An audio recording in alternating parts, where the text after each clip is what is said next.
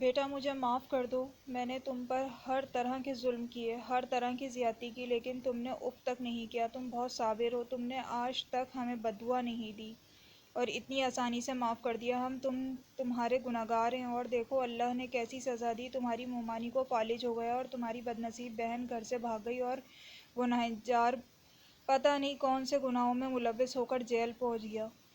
بہت مشکل سے چھڑوایا ہے، یہ سب ہمارے ہی اعمالوں کا بدلہ ہے۔ ہو سکے تو ہمیں معاف کر دو۔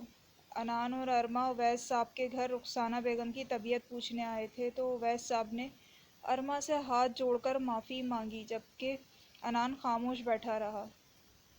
نہیں ماموں جان، آپ یہ کیا کہہ رہے ہیں؟ میں بالکل بھی ناراض نہیں ہوں، بلکہ میں تو شکر گزار ہوں آپ کی، آپ نے مجھے پالا پوسا بڑا کیا۔ اور رہی بات بددعا کی، تو بددعا تو کمزور لوگ دیتے ہیں، جبکہ میرے تو نام کے معنی ہی بہادر کے ہیں، تو میں کیسے کسی کو بددعا دوں اور کیوں دوں؟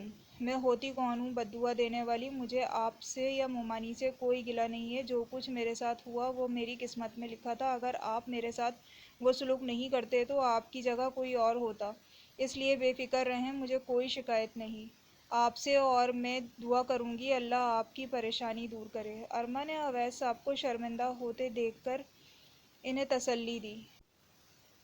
بیٹا کچھ دن رک جاؤ یہاں، میری بیٹی پہلی دفعہ میکے آئی ہے۔ اویس صاحب نے ارما کو دیکھتے ہوئے کہا۔ نہیں، بلکہ نہیں، ابھی ہم چلتے ہیں، پھر آئیں گے، ابھی بچے بھی گھر پر ہیں۔ انان نے جلدی سے اٹھتے ہوئے کہا کہ کہیں ارما رک ہی نہ جائے۔ اچھا چلو ٹھیک ہے، پھر شادی سے فارغ ہو کر آنا بچوں کے ساتھ۔ اب تو یہی ہونا آپ لوگ؟ اویس صاحب نے انان کے منع کرنے پر کہا۔ جی ماموں، اب تو یہیں شفٹ ہو گئے ہیں ہم، انشاءاللہ پھر آؤں گی شادی کے بعد، ابھی تو کاموں میں ہی وقت نہیں ملے گا۔ اپنا اور مومانی کا بہت خیال رکھیے گا، چلتی ہوں، اللہ حافظ، السلام علیکم۔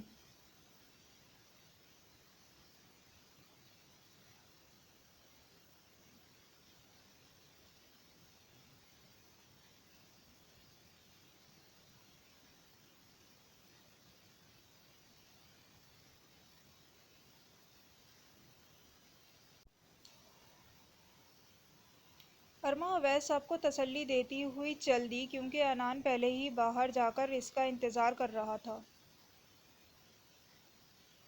کوئی ضرورت نہیں ہے شادی کے بعد بھی رکنے کی، ملوانے لے آؤں گا بس، انان نے گاڑی ڈرائیو کرتے ہوئے کہا۔ حد ہو گئی ہے انان، بعد کی بعد میں دیکھیں گے، آپ کو تو ابھی سے ٹینشن لگ گئی۔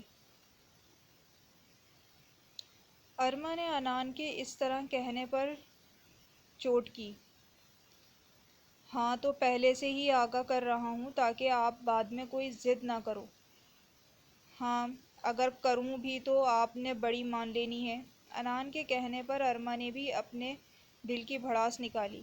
اچھا اس بات کو چھوڑو، موسیٰ پاکستان شفٹ ہو گیا ہے اور وہ چاہتا ہے کہ میں اور تم اس کے لیے کوئی لڑکی ڈھونڈیں۔ انان نے بات بدلتے ہوئے موسیٰ کا ارما کو بتایا۔ تو یہ تو اچھی بات ہے، بلکہ میں تو چاہتی ہوں آپ پھپھو سے بات کریں سدرا آپی کے لیے۔ ارما نے اپنے دل کی بات کہی۔ ہاں یہ تو اچھی بات ہے، آپ اس سے بہتر آپشن نہیں ہوگا سدرا کے لیے بھی، میں پھپھو سے بات کرتا ہوں۔ اور پھر انان اور ارما شاپنگ کر کے گھر کی طرف چل دیے۔